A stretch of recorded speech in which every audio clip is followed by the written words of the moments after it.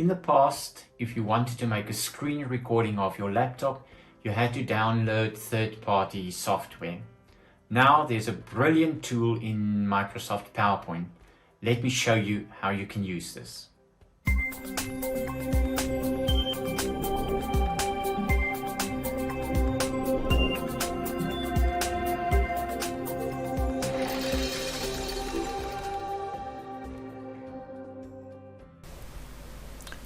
Once you open Microsoft PowerPoint, on the toolbar at the top you will now find a record button. If I click on the record button, a sub-menu appears, and on there you will find the screen recording option. Now this will allow you to select a section of the screen that you want to record and then save to use later, either on a Facebook post, mail this video to someone, or put it on your YouTube channel. Now if you like this video, please remember to press the subscribe button, give it a thumbs up, and then don't forget to press the bell button, because if you do that you will find notifications in future whenever I upload something new to my YouTube channel.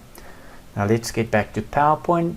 And what I'm going to do is I'm going to record something in an Excel file using the PowerPoint record tool. So I click on the screen recording, and what I do then is I select the part of the screen that I would like to record. Let's say it is the full screen.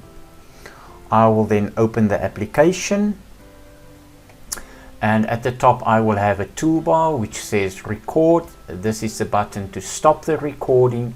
You can even ask the recorder to capture your mouse pointer.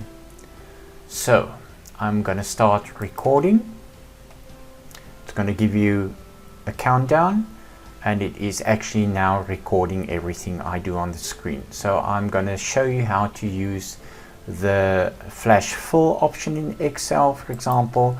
So what I want is I want the uppercase for the J for John and the P for Peter. So what you do is you type it in the first cell next to it. You click on the first cell, you drag it down as if you're copying it.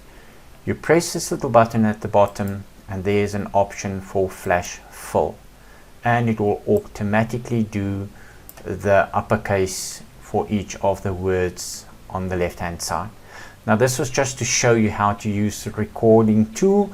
So what you do now is you move to the top of the screen and you say stop.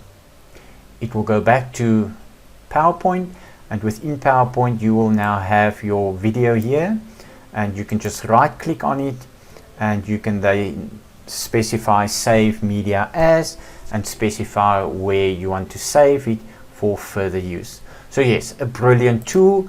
There are some other options. If you go back to the playback option here, you can add bookmarks, you can trim the video, you can fade in, fade out. So there are actually built-in editing tools as well.